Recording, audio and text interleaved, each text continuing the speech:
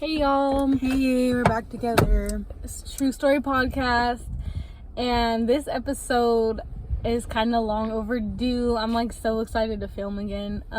We're in my car again, where I had my little meltdown. Yeah, that was sad. We're back, and we're gonna talk about like why she left. Catch you up on some of the things I've been going through. Basically, this is just kind of like, it's not going to be a full episode, but we're going to give you guys a full recap of the last month of how August went for us, because the whole month of August and it's going to be September. Dunkin meltdown. No. So we got Dunkin today. We just got our nails done. We just had a little self-care day. Super needed.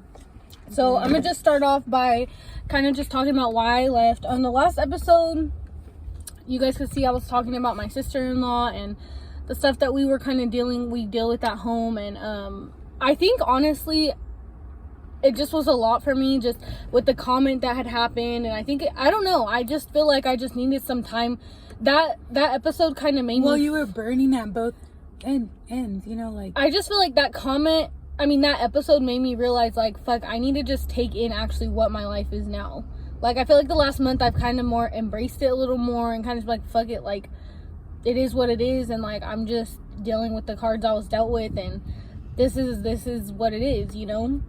And I feel like I've been a lot more like in touch with my main purpose too, was that I feel like I wasn't making time for like me and my husband and me and my family, like our family. And I feel like we had a family barbecue, like we've gotten to we've hung out, you know, we've just gotten to, and not having to like film everything. Like, I don't know, I think I was so excited about the podcast, and I kind of just jumped into it, and I was just like not ready for like, oh my god. Yeah, and it's like a therapy session, because you really have to talk about real shit. That's the other and thing. You gotta like be like, wow, what am I gonna talk about today? And you're like, do I really want to talk about that today? And that's kind of where we were like getting in a dilemma, because she was like, fuck, I'm over here talking about everything, and you like not ready to talk about it. Like, what the fuck? And I'm like, is it my episode again? Because I'm all triggered and depressed all week. Yeah. So she's like, do you want to keep doing it? I was like, yeah, because it's helping me get what I need to say out. Because it worried me, because she's like, okay, well, it's like triggering. Now I'm like depressed, and I'm like, well, fuck, I don't want you to.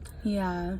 But it was like in a good way, I think. It was like triggering, but it's like breaking the walls. Yeah. It was breaking the walls for her. So I was not going to completely quit the podcast. I just needed a second to kind of I just needed a second. And so what have you been up to since you've been gone?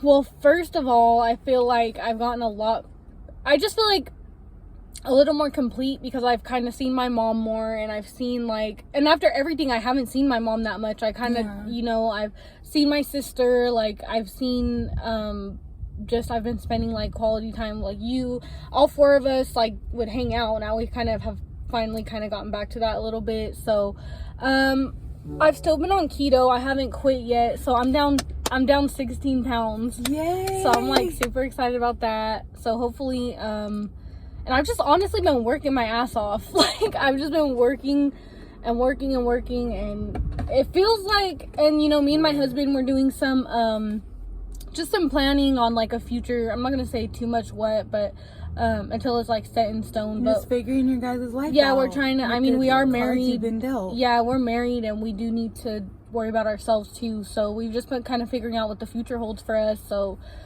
but yeah, so that's pretty much it for me. But I'm super excited to be back. And it won't always be in her car, but we've just been kind of running some errands today. And we're like, let's just stop and film. Do we want to go home and sit down and set up? And no, we're going to get coffee, and we're going to film in the car. And we were already low-key having a therapy session in here. Yeah. So we were like, wait, let's just get it on film. So that was about me. You know, I'm over here always having my manic episodes. Because, you know, Gemini moon, I'm all over the place with my emotions. Yeah. I have Cancer, Gemini moon, and a Sagittarius rising. That's literally water, fire, and air. And that's a fucking like hurricane. That's a whole ass. So that's my internal. That's me internally. Like, that's how I feel all day long. Like, I feel like my heart is pounding all day long. Like, I cannot sit the fuck down. So it was really good to have some like girl time and get our nails done and do all this. Especially because like this past month, I've gotten really involved in my childhood church and just surrounding myself around good people and just realizing like there's a community out there that wants me, you know. I feel like you've just she's been kind of getting more intact of her like spiritual side. Yeah, and because you're surrounded a lot by negativity at home. And I feel like you kind of, well, I'm not saying all the time, you know, but like you guys do have some negativity sometimes. And I feel like you kind of were like, you know, and she, not only did she go to church, she's like continuing it. It's not like just like it wasn't like I'm going 3 days a week. Yeah, so she's trying, you know, you're really trying. And it's a very good just worshiping and praising and just crying and crying and crying, getting all that pain out, which is hard because, yeah, but on the bright side, I got a job. I'm working after a year of being not working. Yeah. You know, this last year has just been a very big year for me. I've gotten my surgeries, my hip replacements. I'm living a life without chronic pain.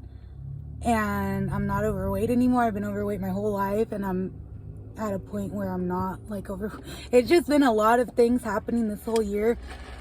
Back to back to back, where I'm just like, whoa, where the fuck am I? Am I happy with my life? Am I happy who I'm with?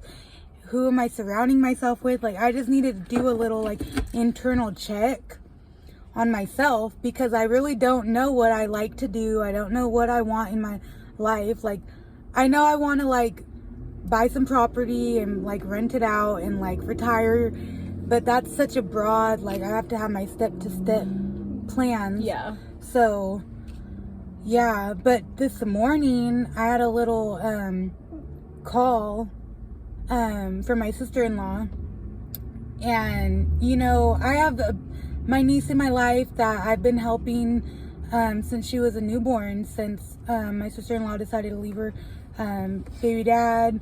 And I hope I don't get in trouble for posting this, but I just need to vent. I'm not gonna talk. Well, it's the truth. So we kind of bounce Audrey back and forth. We co-parent, and I've kind of let go a little bit this last year.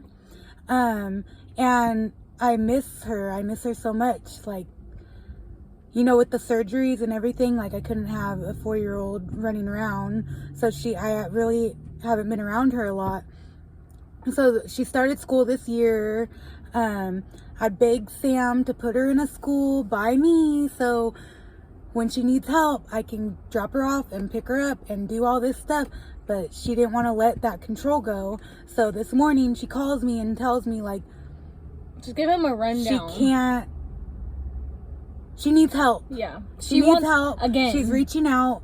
She can't do it on her own. She needs help. It's hard being a single mom. I totally agree. I'm not shaming her. I'm not doing none of that.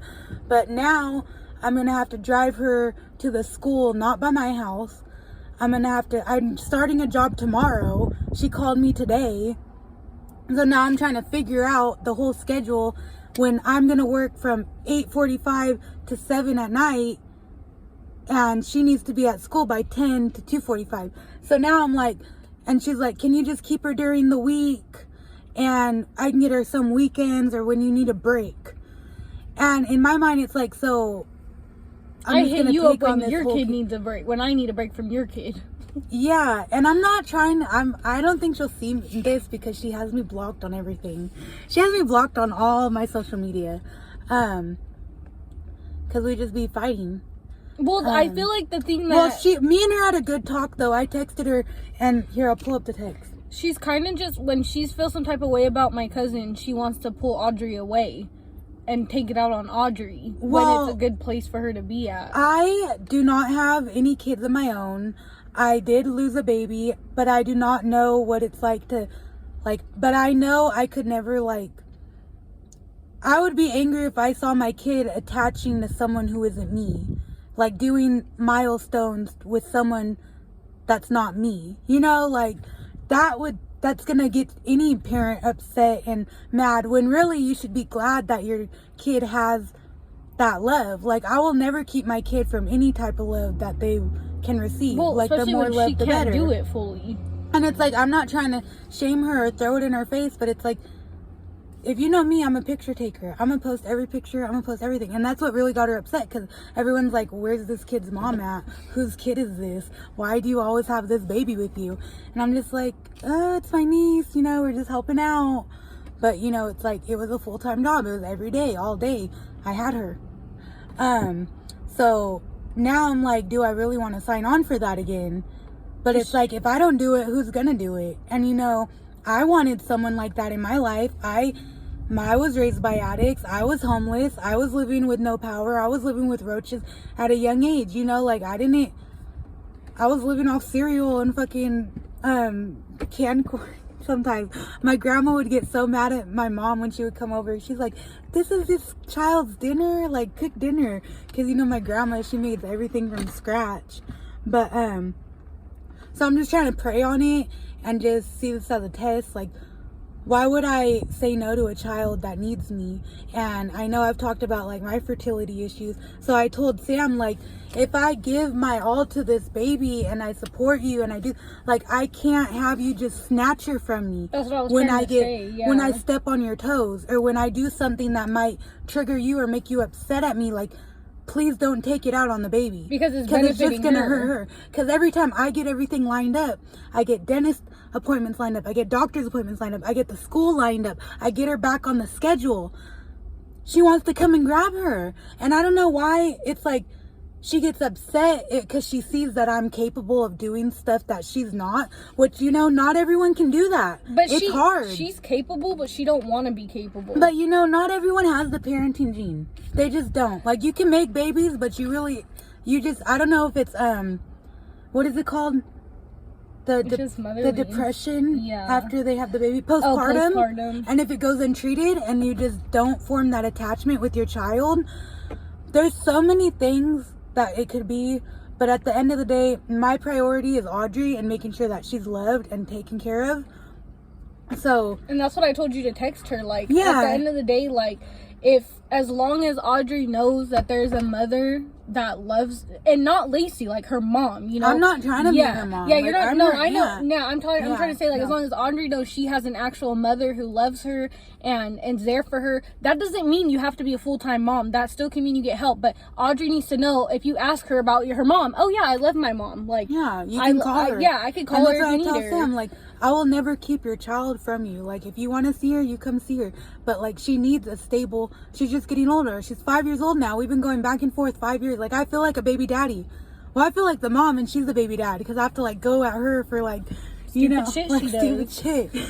And I'm just like, look, she don't need a dad. She can have two moms. Like, it's just, like, simple as that. Like, I'll be that auntie. It just kills her that she don't want to see it like that. But I just think it's so crazy the way life works. Is like I just had my surgeries. I'm doing good. I just got a job. And then this phone call. Here's the child dropped into your lap. Right when I get a job. Like, I've had all this free time, all this, like, time to, like, take this on. And now it's, like, the day before my job, my first day on the job. This is what I'm, like, I feel like this time she's actually giving you a choice, kind of, too. Like, I feel like last time it was a little more, like,